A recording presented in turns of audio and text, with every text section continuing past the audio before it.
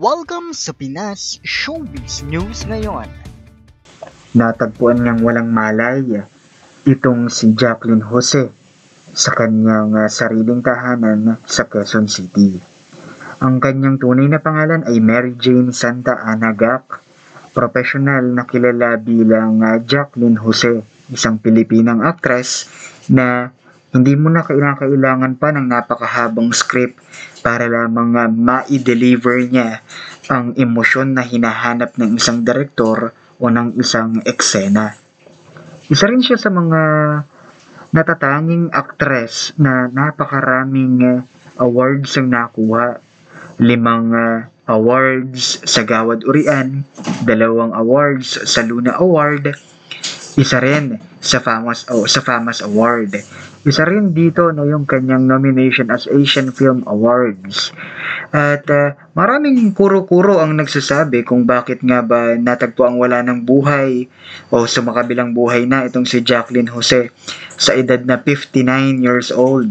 May mga nagsasabi na sinadya, may mga nagsasabi na dahil na lamang sa stress na kanyang nararanasan, pero ang pinaka-importante abangan natin ang opisyal na impormasyong ilalabas ng kanyang pamilya.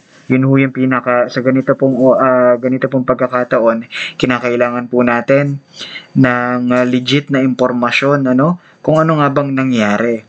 Huling nakita ng publiko itong si Jacqueline Jose sa kanyang ginampanang role dito po sa FPJ Batang Quiapo rin sa Chief Espinas. Nakasama na rin po ito ni Alden Richards sa kanyang isa sa mga teleserye ni Alden Richards, itong si Jacqueline Jose.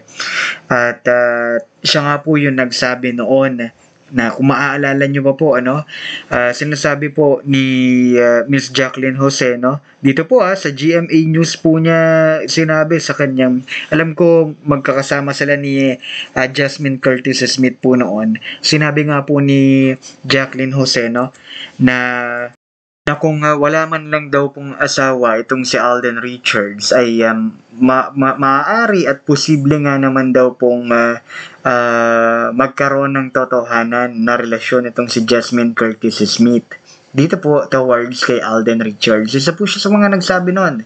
So, isa po sa mga nagpapatunay na ito nga pong si Jacqueline Jose ay may nalalaman dito sa tunay na kalagayan nitong si Alden Richards. Alam naman natin hindi naman magsasalita ng ganyan ang isang veteranang actress pagdating sa mga ganyang bagay. Alam natin na hindi numero 1 chismosa nitong si Miss Jacqueline Jose. Pero gayon pa man, ganun talaga ang mga pangyayari, kinakailangan nating tanggapin. Kaya mula po sa buong Pinas Showbiz News ngayon, kami po ay talaga pong buong puso na nakikiramay sa pamilya po nitong si Miss Jacqueline Jose.